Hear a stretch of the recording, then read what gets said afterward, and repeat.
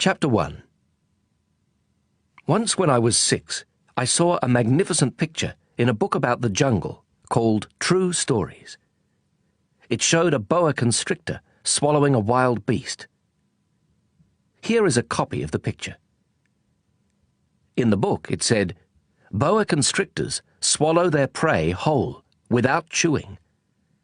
Afterward they are no longer able to move, and they sleep during the 6 months of their digestion." In those days, I thought a lot about jungle adventures, and eventually managed to make my first drawing, using a coloured pencil. My drawing number 1 looked like this. I showed the grown-ups my masterpiece, and I asked them if my drawing scared them. They answered, "Why be scared of a hat?" My drawing was not a picture of a hat. It was a picture of a boa constrictor digesting an elephant. Then I drew the inside of the boa constrictor, so the grown-ups could understand. They always need explanations. My drawing number 2 looked like this. The grown-ups advised me to put away my drawings of boa constrictors, outside or inside, and apply myself instead to geography, history, arithmetic, and grammar. That is why I abandoned, at the age of 6, a magnificent career as an artist. I had been discouraged by the failure of my drawing number 1 and of my drawing number 2.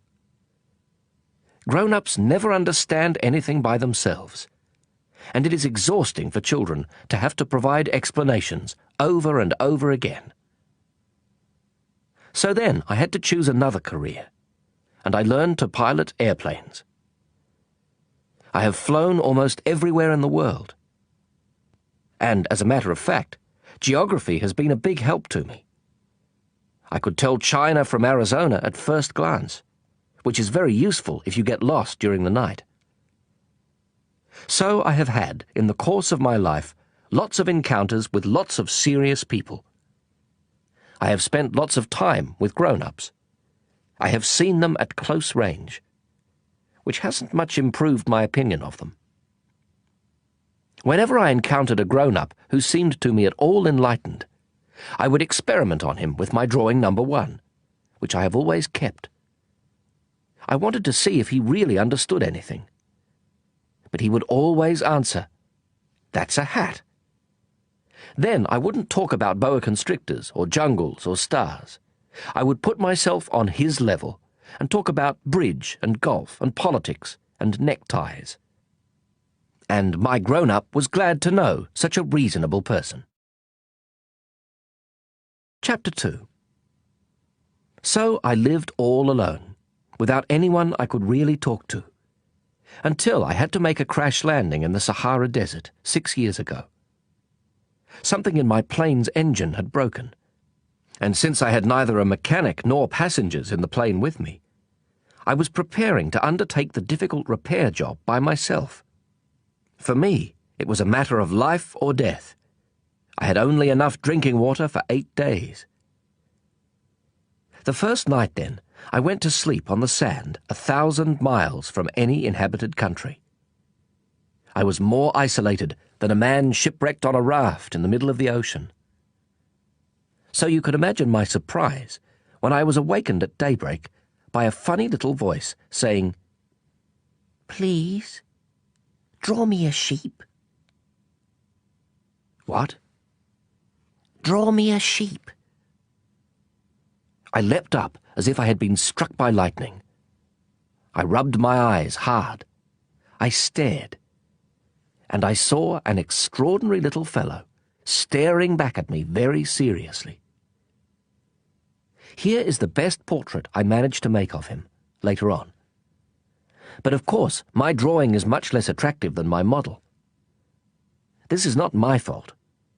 My career as a painter was discouraged at the age of 6 by the grown-ups, and I have never learned to draw anything except boa constrictors, outside and inside. So I stared wide-eyed at this apparition. Don't forget that I was 1,000 miles from any inhabited territory. Yet this little fellow seemed to be neither lost nor dying of exhaustion, hunger or thirst. Nor did he seem scared to death. There was nothing in his appearance that suggested a child lost in the middle of the desert, 1,000 miles from any inhabited territory. When I finally managed to speak, I asked him, "But what are you doing here?" And then he repeated, very slowly and very seriously, "Please, draw me a sheep." In the face of an overpowering mystery, you don't dare disobey. Absurd as it seemed, 1,000 miles from all inhabited regions, and in danger of death, I took a scrap of paper and a pen out of my pocket. But then I remembered that I had mostly studied geography, history, arithmetic, and grammar, and I told the little fellow, rather crossly, that I didn't know how to draw. He replied, "That doesn't matter. Draw me a sheep." Since I had never drawn a sheep, I made him one of the only 2 drawings I knew how to make, the one of the boa constrictor from outside. And I was astounded to hear the little fellow answer, "No, I don't want an elephant inside a boa constrictor. A boa constrictor is very dangerous, and an elephant would get in the way. Where I live, everything is very small. I need a sheep. Draw me a sheep." So then I made a drawing. He looked at it carefully, and then said, "No, this one is already quite sick. Make another." I made another drawing. My friend gave me a kind, indulgent smile. "You can see for yourself. That's not a sheep. It's a ram. It has horns." So I made my 3rd drawing, but it was rejected, like the others. "This one's too old. I want a sheep that will live a long time." So then, impatiently, since I was in a hurry to start work on my engine, I scribbled this drawing and added, "This is just the crate. The sheep you want is inside." But I was amazed to see my young critic's face light up. "That's just the kind I wanted. Do you think this sheep will need a lot of grass?"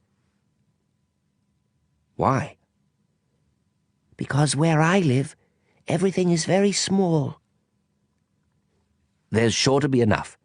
I've given you a very small sheep." He bent over the drawing. "Not so small as all that. Look, he's gone to sleep." And that's how I made the acquaintance of the little prince. Chapter 3. It took me a long time to understand where he came from. The little prince, who asked me so many questions, never seemed to hear the ones I asked him. It was things he said quite at random that, bit by bit, explained everything.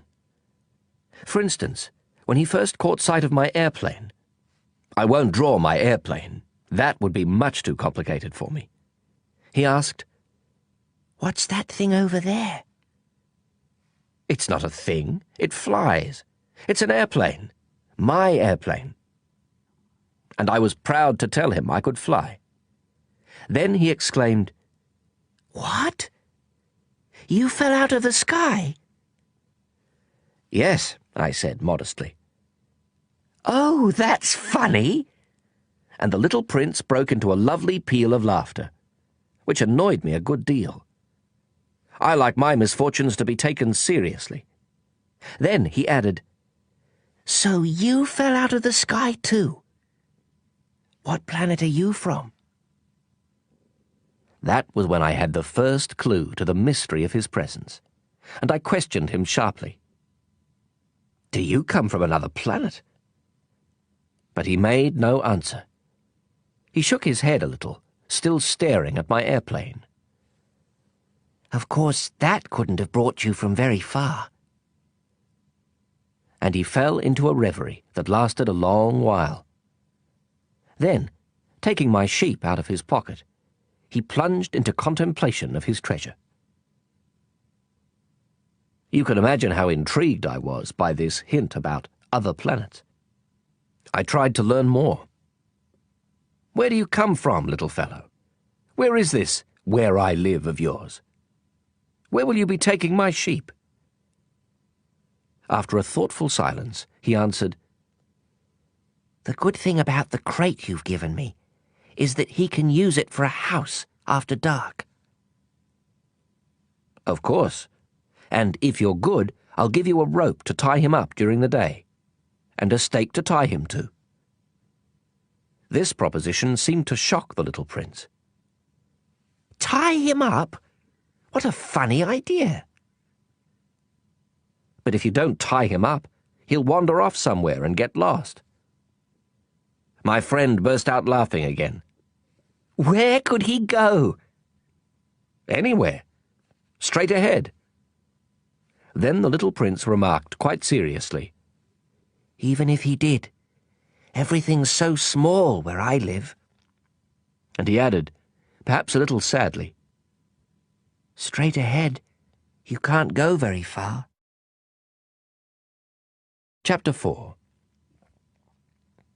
That was how I had learned a second very important thing, which was that the planet he came from was hardly bigger than a house. That couldn't surprise me much.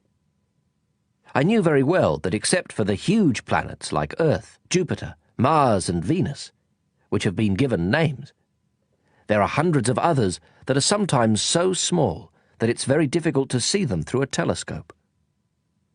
When an astronomer discovers one of them, he gives it a number instead of a name. For instance, he would call it Asteroid 325. I have serious reasons to believe that the planet the little prince came from is asteroid B612. This asteroid has been sighted only once by telescope, in 1909 by a Turkish astronomer, who had then made a formal demonstration of his discovery at an international astronomical congress. But no one had believed him on account of the way he was dressed. Grown-ups are like that. Fortunately for the reputation of asteroid B612, a Turkish dictator ordered his people, on pain of death, to wear European clothes. The astronomer repeated his demonstration in 1920, wearing a very elegant suit, and this time everyone believed him. If I've told you these details about asteroid B612, and if I've given you its number, it is on account of the grown-ups. Grown-ups like numbers. When you tell them about a new friend, they never ask questions about what really matters. They never ask, what does his voice sound like? What games does he like best? Does he collect butterflies? They ask, how old is he? How many brothers does he have? How much does he weigh? How much money does his father make? Only then do they think they know him. If you tell grown-ups, I saw a beautiful red brick house with geraniums at the window and doves on the roof, they won't be able to imagine such a house.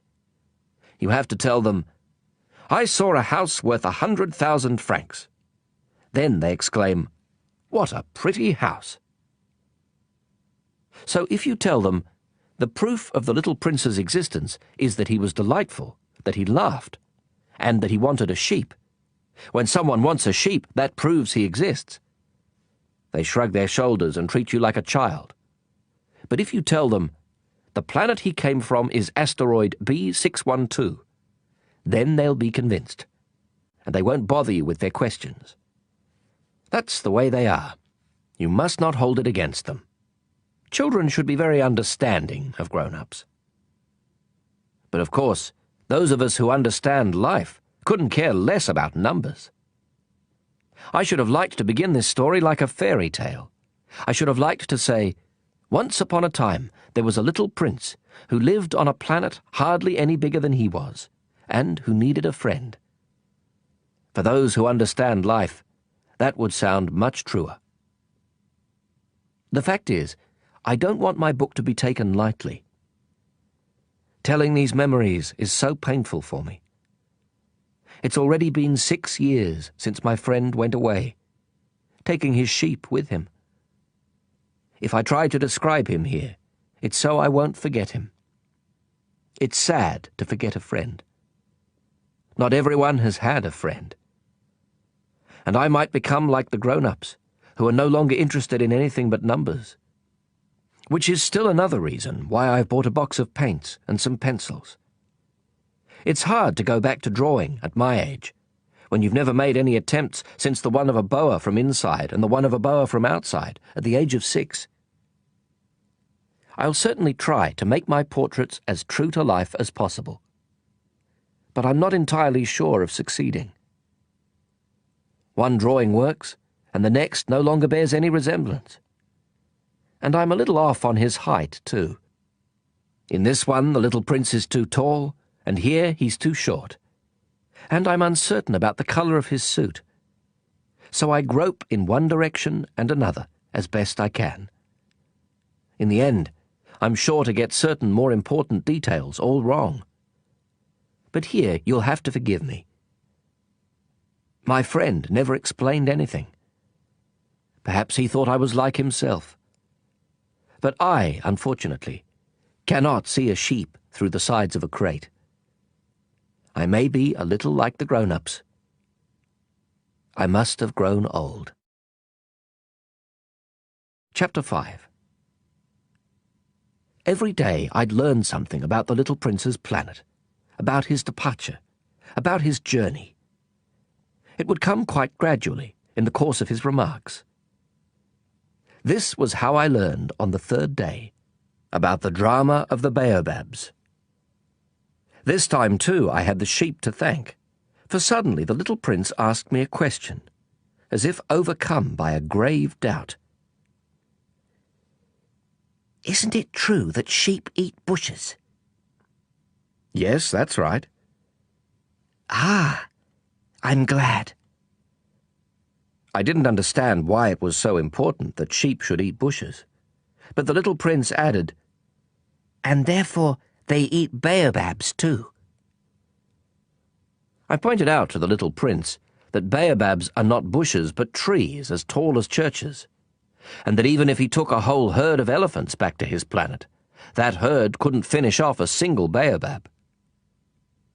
The idea of a herd of elephants made the little prince laugh. We'd have to pile them on top of one another. But he observed perceptively. Before they grow big, baobabs start out by being little. True enough. But why do you want your sheep to eat little baobabs? He answered. Oh, come on. You know. As if we were talking about something quite obvious. And I was forced to make a great mental effort to understand this problem all by myself.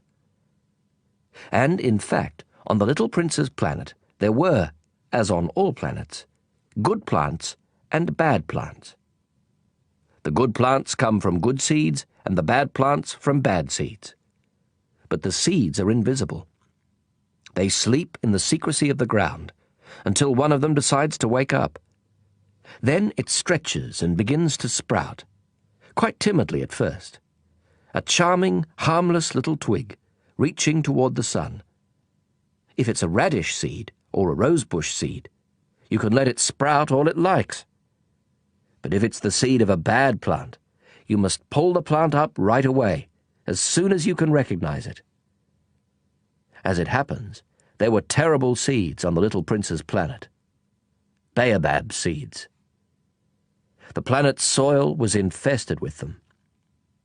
Now, if you attend to a baobab too late, you can never get rid of it again.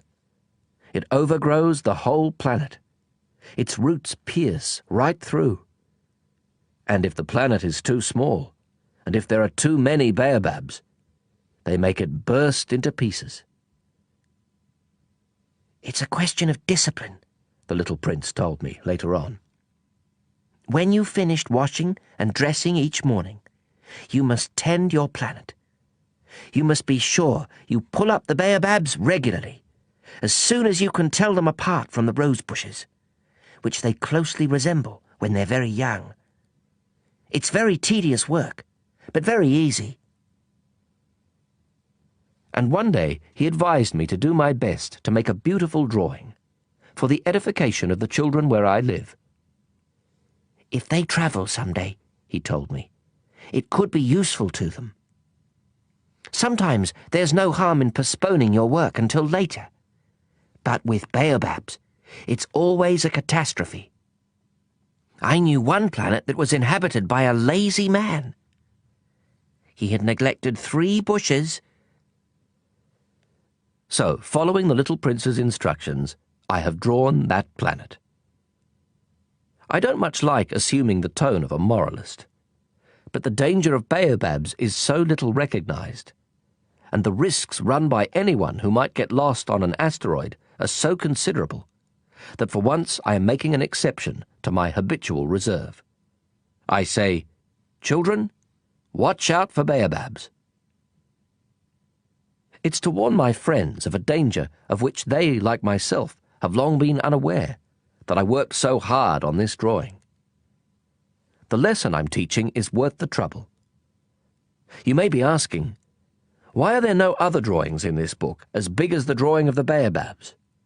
There's a simple answer. I tried, but I couldn't manage it. When I drew the baobabs, I was inspired by a sense of urgency. Chapter 6. O Little Prince, gradually this was how I came to understand your sad little life. For a long time your only entertainment was the pleasure of sunsets. I learned this new detail on the morning of the 4th day, when you told me, I really like sunsets. Let's go look at one now. But we have to wait. What for? For the sun to set.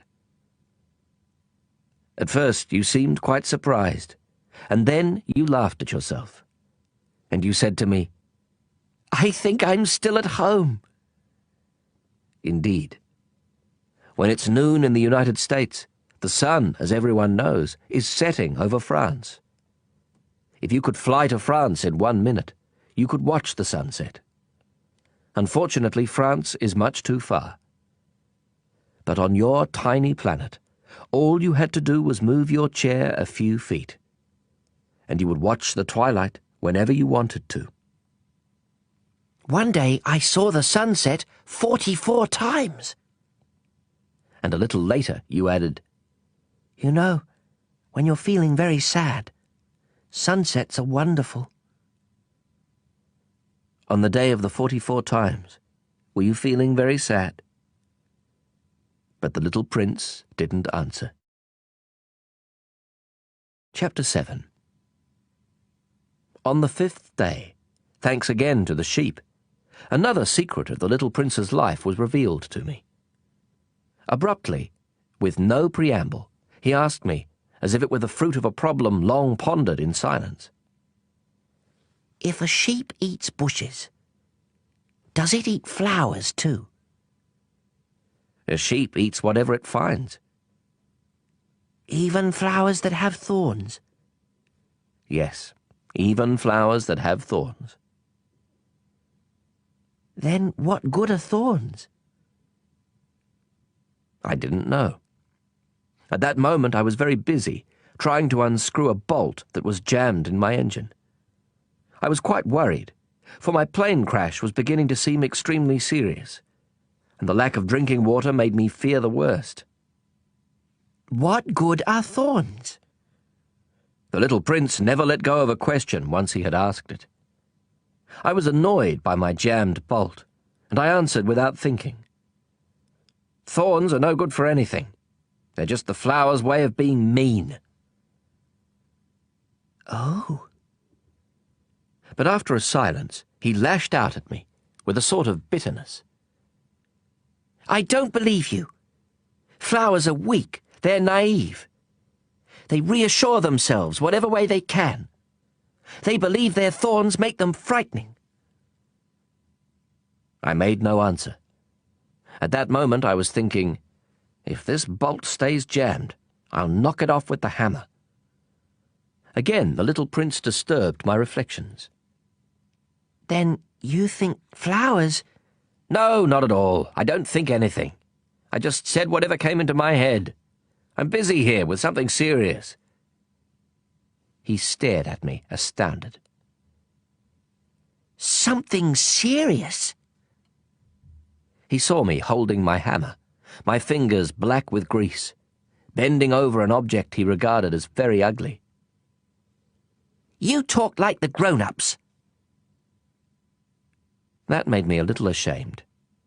But he added, mercilessly, "You confuse everything. You've got it all mixed up." He was really very annoyed. He tossed his golden curls in the wind. "I know a planet inhabited by a red-faced gentleman. He's never smelled a flower. He's never looked at a star. He's never loved anyone. He's never done anything except add up numbers. And all day long he says over and over, just like you, 'I'm a serious man. I'm a serious man.' And that puffs him up with pride. But he's not a man at all. He's a mushroom." "He's a what?" "A mushroom." The little prince was now quite pale with rage. "For millions of years, flowers have been producing thorns. For millions of years, sheep have been eating them all the same. And it's not serious? Trying to understand why flowers go to such trouble to produce thorns that are good for nothing? It's not important, the war between the sheep and the flowers? It's not more serious and more important than the numbers that fat red gentleman is adding up? Suppose I happen to know a unique flower, one that exists nowhere in the world except on my planet, one that a little sheep can wipe out in a single bite one morning, just like that, without even realizing what he's doing. That isn't important." His face turned red now, and he went on. "If someone loves a flower, of which just one example exists among all the millions and millions of stars, that's enough to make him happy when he looks at the stars. He tells himself, 'My flower's up there somewhere.' But if the sheep eats the flower, then for him it's as if suddenly all the stars went out. And that isn't important." He couldn't say another word. All of a sudden, he burst out sobbing. Night had fallen. I dropped my tools. What did I care about my hammer, about my bolt, about thirst and death? There was on one star, on one planet, on mine, the Earth, a little prince to be consoled. I took him in my arms. I rocked him. I told him, "The flower you love is not in danger. I'll draw you a muzzle for your sheep. I'll draw you a fence for your flower." I didn't know what to say. How clumsy I felt. I didn't know how to reach him, where to find him. It's so mysterious, the land of tears. Chapter 8. I soon learned to know that flower better. On the little prince's planet, there had always been very simple flowers, decorated with a single row of petals, so that they took up no room at all and got in no one's way. They would appear one morning in the grass and would fade by nightfall. But this one had grown from a seed brought from who knows where, and the little prince had kept a close watch over a sprout that was not like any of the others. It might have been a new kind of baobab. But the sprout soon stopped growing and began to show signs of blossoming. The little prince, who had watched the development of an enormous bud, realized that some sort of miraculous apparition would emerge from it. But the flower continued her beauty preparations in the shelter of her green chamber, selecting her colors with the greatest care, and dressing quite deliberately, adjusting her petals one by one. She had no desire to emerge all rumpled like the poppies. She wished to appear only in the full radiance of her beauty. Oh yes, she was quite vain. and her mysterious adornment had lasted days and days. And then, one morning, precisely at sunrise, she showed herself. And after having laboured so painstakingly, she yawned and said, "Ah, I'm hardly awake. Forgive me. I'm still all untidy." But the little prince couldn't contain his admiration. "How lovely you are!" "Aren't I?" the flower answered sweetly. "And I was born the same time as the sun."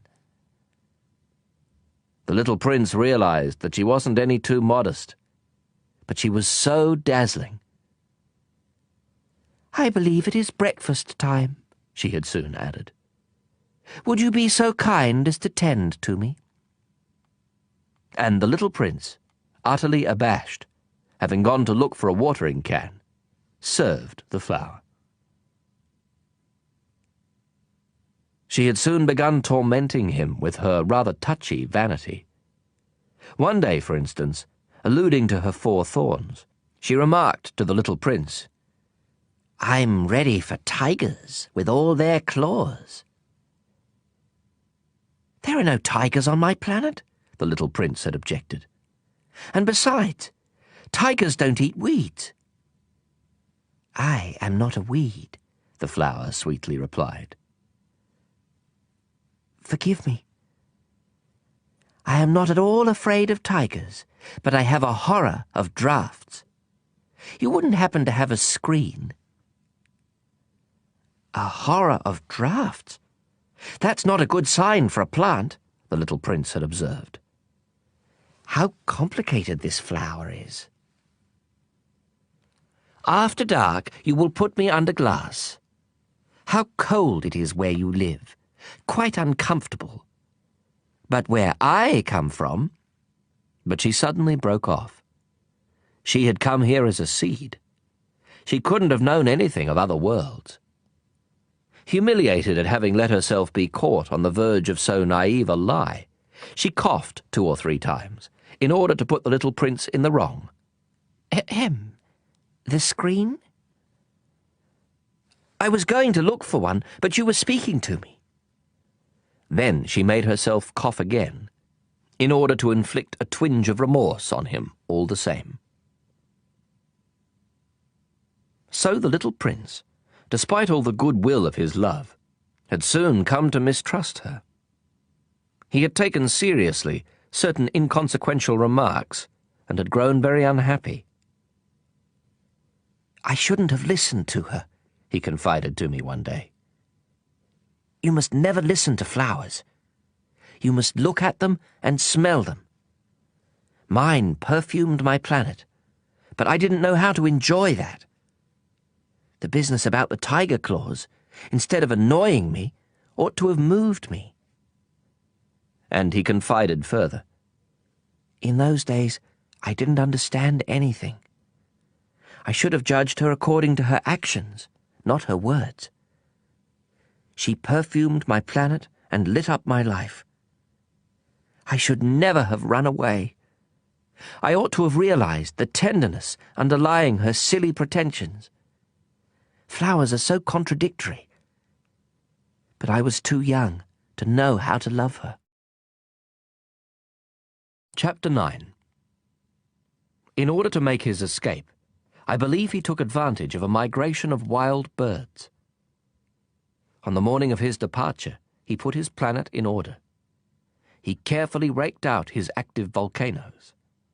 The little prince possessed 2 active volcanoes, which were very convenient for warming his breakfast. He also possessed 1 extinct volcano. But, as he said, "You never know." So he raked out the extinct volcano too. If they are properly raked out, volcanoes burn gently and regularly, without eruptions. Volcanic eruptions are like fires in a chimney. Of course, on our Earth we are much too small to rake out our volcanoes. That is why they cause us so much trouble. The little prince also uprooted, a little sadly, the last baobab shoots. He believed he would never be coming back. But all these familiar tasks seemed very sweet to him on this last morning. And when he watered the flower one last time, and put her under glass, he felt like crying. "Goodbye," he said to the flower. But she did not answer him. "Goodbye," he repeated. The flower coughed, but not because she had a cold.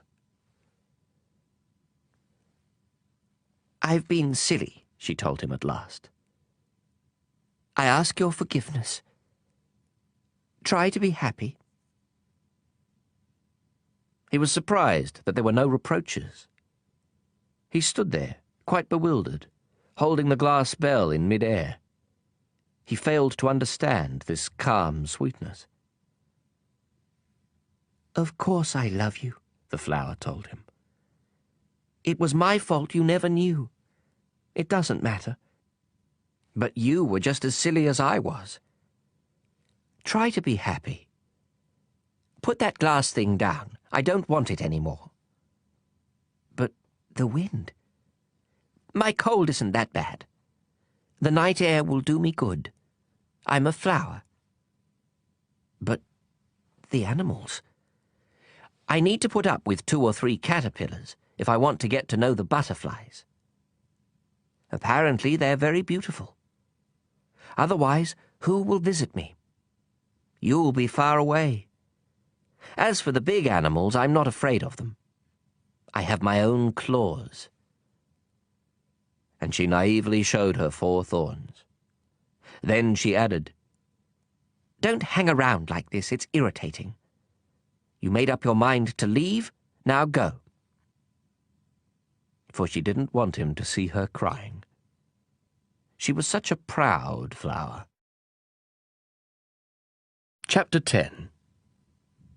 He happened to be in the vicinity of asteroids 325, 326, 327, 328, 329, and 330. So he began by visiting them, to keep himself busy and to learn something. The first one was inhabited by a king. Wearing purple and ermine, he was sitting on a simple yet majestic throne. "Ah, here's a subject," the king exclaimed when he caught sight of the little prince. And the little prince wondered, "How can he know who I am if he's never seen me before?" He didn't realize that for kings, the world is extremely simplified. All men are subjects.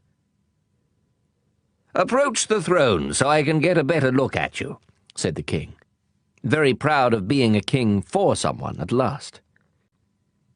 The little prince looked around for a place to sit down, but the planet was covered by the magnificent ermine cloak. So he remained standing, and since he was tired, he yawned. "It is a violation of etiquette to yawn in a king's presence," the monarch told him. "I forbid you to do so." "I can't help it," answered the little prince, quite embarrassed. "I've made a long journey, and I haven't had any sleep." "Then I command you to yawn," said the prince. "I haven't seen anyone yawn for years. For me, yawns are a curiosity. Come on, yawn again. It is an order." "That intimidates me. I can't do it now," said the little prince, blushing deeply. "Well, well," the king replied. "Then I command you to yawn sometimes, and sometimes to, He was sputtering a little and seemed annoyed. For the king insisted that his authority be universally respected. He would tolerate no disobedience, being an absolute monarch. But since he was a kindly man, all his commands were reasonable. "If I were to command," he would often say, "if I were to command a general to turn into a seagull, and if the general did not obey, that would not be the general's fault, it would be mine." "May I sit down?" the little prince timidly inquired. "I command you to sit down," the king replied, majestically gathering up a fold of his ermine robe. But the little prince was wondering, The planet was tiny. Over what could the king really reign? "Sire," he ventured, "excuse me for asking." "I command you to ask," the king hastened to say. "Sire, over what do you reign?" "Over everything," the king answered with great simplicity. "Over everything?" With a discreet gesture, the king pointed to his planet, to the other planets, and to the stars. "Over all that?" asked the little prince. "Over all that," the king answered. For not only was he an absolute monarch, but a universal monarch as well. "And do the stars obey you?" "Of course," the king replied. "They obey immediately. I tolerate no insubordination." Such power amazed the little prince. If he had wielded it himself, he could have watched not 44, but 72, or even 100, even 200 sunsets on the same day, without ever having to move his chair. And since he was feeling rather sad, on account of remembering his own little planet, which he had forsaken, he ventured to ask a favor of the king. "I'd like to see a sunset. Do me a favor, Your Majesty. Command the sun to set." "If I commanded a general to fly from one flower to the next like a butterfly, or to write a tragedy, or to turn into a seagull, and if the general did not carry out my command, which of us would be in the wrong, the general or me?" "You would be," said the little prince, quite firmly. "Exactly. One must command from each what each can perform," the king went on. "Authority is based first of all upon reason. If you command your subjects to jump in the ocean, there will be a revolution. I am entitled to command obedience because my orders are reasonable." "Then my sunset?" insisted the little prince, who never let go of a question once he had asked it. "You shall have your sunset. I shall command it. But I shall wait, according to my science of government, until conditions are favorable." "And when will that be?" inquired the little prince. "Well, well," replied the king, first consulting a large calendar. Well, that will be that will be tonight around 7:40, and you'll see how well I am obeyed." The little prince yawned. He was regretting his lost sunset.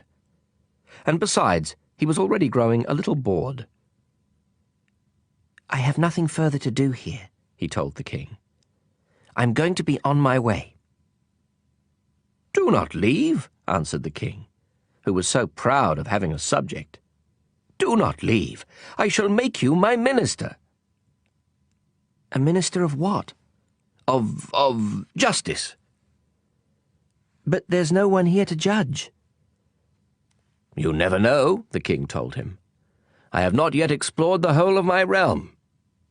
I am very old. I have no room for a carriage, and it wearies me to walk." "Oh, but I've already seen for myself," said the little prince, leaning forward to glance one more time at the other side of the planet. "There's no one over there either." "Then you shall pass judgment on yourself," the king answered. "That is the hardest thing of all. It is much harder to judge yourself than to judge others. If you succeed in judging yourself, it's because you are truly a wise man." "But I can judge myself anywhere," said the little prince. "I don't need to live here." Well, the king said. "I have good reason to believe that there is an old rat living somewhere on my planet. I hear him at night. You could judge that old rat.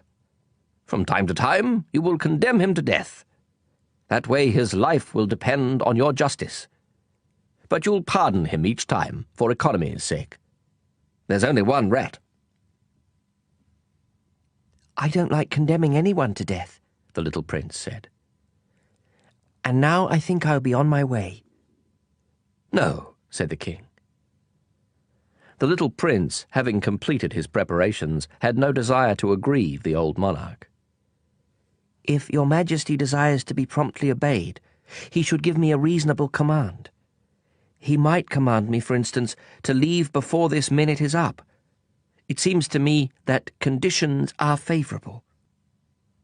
The king having made no answer, the little prince hesitated at first, and then, with a sigh, took his leave. "I make you my ambassador," the king hastily shouted after him. He had a great air of authority.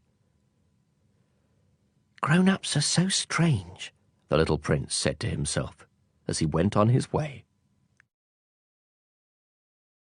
Chapter 11. The second planet was inhabited by a very vain man. "Ah, a visit from an admirer," he exclaimed, when he caught sight of the little prince, still at some distance. To vain men, other people are admirers. "Hello," said the little prince. "That's a funny hat you're wearing." "It's for answering acclamations," the very vain man replied. "Unfortunately, no one ever comes this way."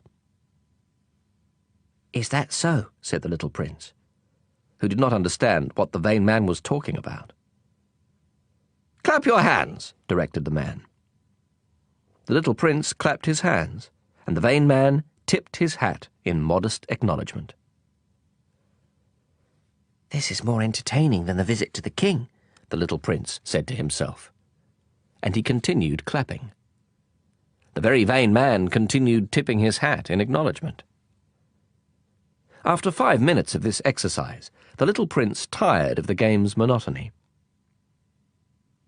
"And what would make the hat fall off?" he asked. But the vain man did not hear him. Vain men never hear anything but praise. "Do you really admire me a great deal?" he asked the little prince. "What does that mean, admire?" To admire means to acknowledge that I am the handsomest, the best dressed, the richest, and the most intelligent man on the planet. "But you're the only man on your planet." "Do me this favour. Admire me all the same." "I admire you," said the little prince, with a little shrug of his shoulders. "But what is there about my admiration that interests you so much?" And the little prince went on his way. "Grown-ups are certainly very strange," he said to himself, as he continued on his journey. Chapter 12. The next planet was inhabited by a drunkard. This visit was a very brief one, but it plunged the little prince into a deep depression. "What are you doing there?" he asked the drunkard, whom he found sunk in silence before a collection of empty bottles and a collection of full ones. "Drinking," replied the drunkard, with a gloomy expression. "Why are you drinking?" the little prince asked. "To forget," replied the drunkard. "To forget what?" inquired the little prince, who was already feeling sorry for him. "To forget that I'm ashamed," confessed the drunkard, hanging his head. "What are you ashamed of?" inquired the little prince, who wanted to help. "Of drinking," concluded the drunkard, withdrawing into silence for good. And the little prince went on his way, puzzled. "Grown-ups are certainly very, very strange," he said to himself, as he continued on his journey. Chapter 13. The fourth planet belonged to a businessman. This person was so busy that he didn't even raise his head when the little prince arrived. "Hello," said the little prince. "Your cigarette's gone out." 3 and 2 make 5, 5 and 7, 12, 12 and 3, 15. Hello, 15 and 7, 22, 22 and 6, 28. No time to light it again. 26 and 5, 31. Phew, that amounts to 501,622,731. 500 million what? You're still there? 501 million... I don't remember. I have so much work to do. I'm a serious man. I can't be bothered with trifles. 2 and 5, 7... 501 million what? Repeated the little prince, who had never in his life let go of a question once he had asked it. The businessman raised his head. For the 54 years I've inhabited this planet, I've been interrupted only 3 times. The first time was 22 years ago, when I was interrupted by a beetle that had fallen onto my desk from God knows where. It made a terrible noise, and I made 4 mistakes in my calculations. The second time was 11 years ago, when I was interrupted by a fit of rheumatism. I don't get enough exercise. I haven't time to take strolls. I'm a serious person. The third time is right now. Where was I? 501 million... Million what? The businessman realized that he had no hope of being left in peace. Oh, those little things you sometimes see in the sky. Flies? No, those little shiny things. Bees? No, those little golden things that make lazy people daydream. Now, I'm a serious person. I have no time for daydreaming. Ah, you mean the stars? Yes, that's it, stars. And what do you do with 500 million stars? 501,622,731. I'm a serious person, and I'm accurate. And what do you do with those stars? What do I do with them? Yes. Nothing. I own them. You own the stars? Yes. But I've already seen a king who... Kings don't own, they reign over. It's quite different. And what good does owning the stars do you? It does me the good of being rich. And what good does it do you to be rich? It lets me buy other stars, if somebody discovers them. The little prince said to himself, This man argues a little like my drunkard. Nevertheless, he asked more questions. How can someone own the stars? To whom do they belong? Retorted the businessman grumpily. I don't know. To nobody. Then they belong to me, because I thought of it first. And that's all it takes? Of course. When you find a diamond that belongs to nobody in particular, then it's yours. When you find an island that belongs to nobody in particular, it's yours. When you're the first person to have an idea, you patent it and it's yours. Now I own the stars, since no one before me ever thought of owning them. That's true enough, the little prince said. And what do you do with them? I manage them. I count them and then count them again, the businessman said. It's difficult work, but I'm a serious person. The little prince was still not satisfied. If I own a scarf, I can tie it around my neck and take it away. If I own a flower, I can pick it and take it away. But you can't pick the stars. No, but I can put them in the bank. What does that mean? That means that I write the numbers of my stars on a slip of paper, and then I lock that slip of paper in a drawer. And that's all? That's enough. That's amusing, thought the little prince. And even poetic, but not very serious. The little prince had very different ideas about serious things from those of the grown-ups.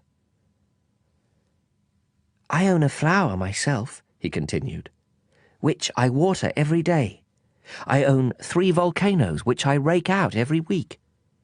I even rake out the extinct one. You never know. So it's of some use to my volcanoes, and it's useful to my flower that I own them.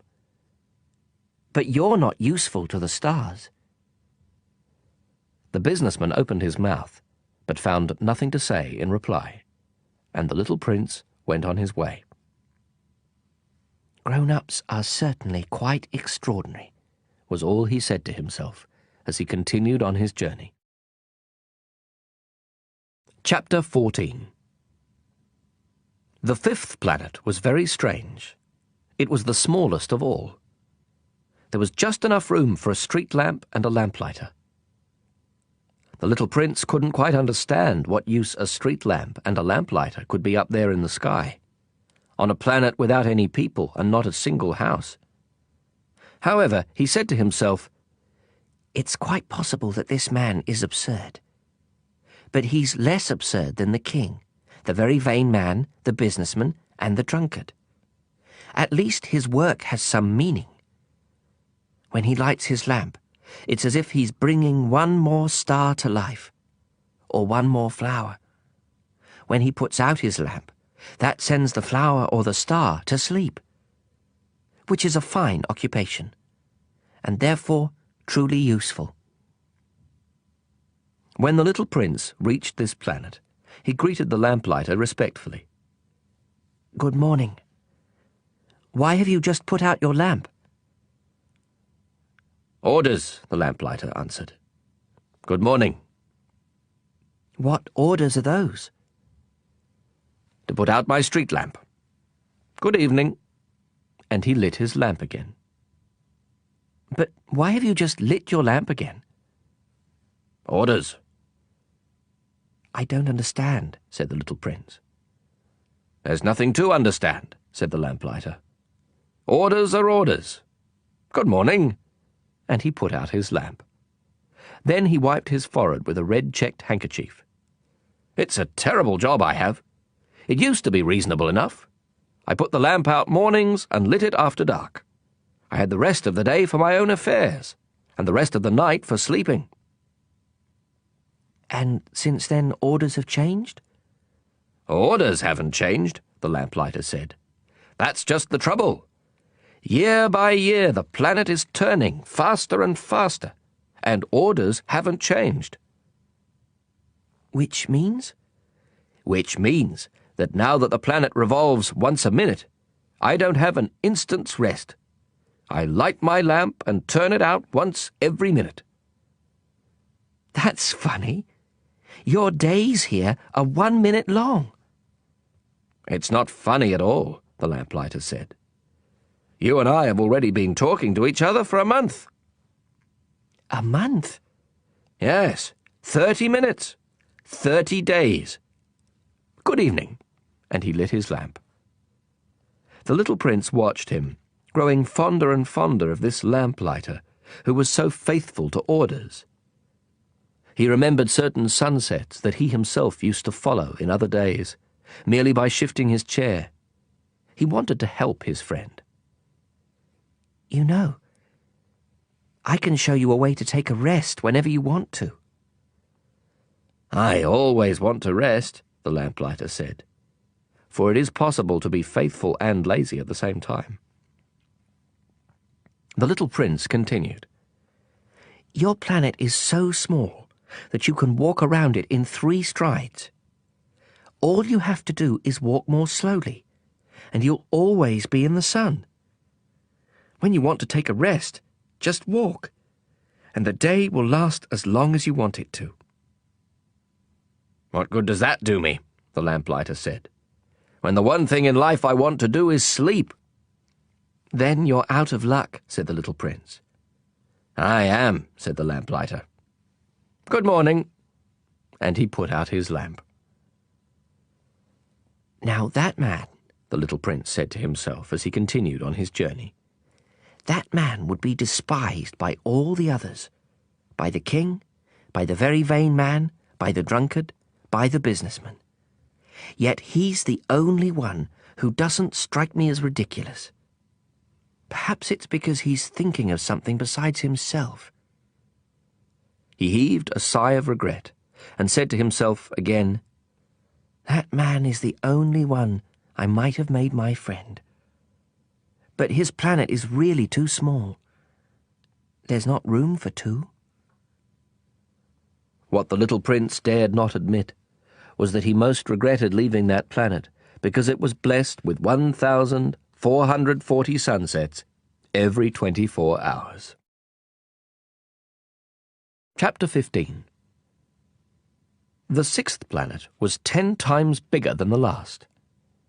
It was inhabited by an old gentleman who wrote enormous books.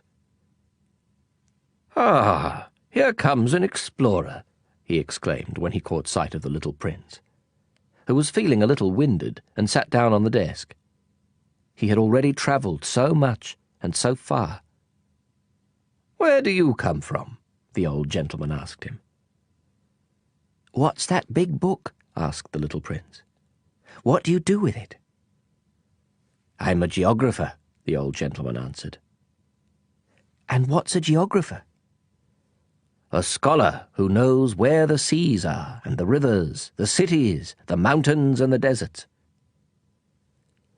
"That is very interesting," the little prince said. "Here at last is someone who has a real profession." And he gazed around him at the geographer's planet. He had never seen a planet so majestic. "Your planet is very beautiful," he said. "Does it have any oceans?" "I couldn't say," said the geographer. "Oh." The little prince was disappointed. "And mountains?" "I couldn't say," said the geographer. "And cities and rivers and deserts?" "I couldn't tell you that either," the geographer said. "But you're a geographer." "You're right," said the geographer.